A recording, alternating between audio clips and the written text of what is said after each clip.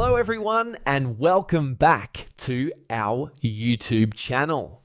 In this video, I'm going to show you how to fix Apps Connect VPN app not working.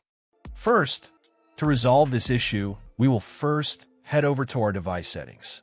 From here, scroll down and tap on General. Once you're in the General Settings tab, look for iPhone Storage option and tap on it. Over here, you can either search for the app or you can scroll down and look for it. Then tap on the app. On the next screen, you need to tap on the Offload app option. A confirmation pop-up will come up. Now tap on the Offload app option here. It'll take a bit for processing, and then a reinstall button will show up. Simply tap on it to reinstall the app. This should resolve the issue, but if it doesn't, then you need to check if the app is running an older version. Head over to App Store. From here, double tap on this search icon in the bottom right corner, and then search for the app.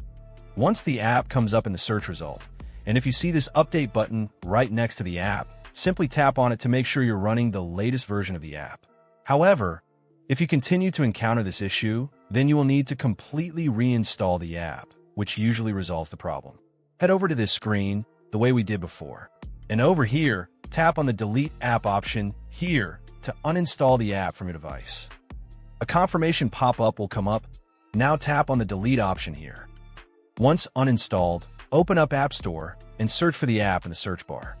After the app comes up in the search result, simply click on this cloud icon to install it back onto your device. Hopefully, this resolves the issue. If it does, consider sending a super thanks to support our channel.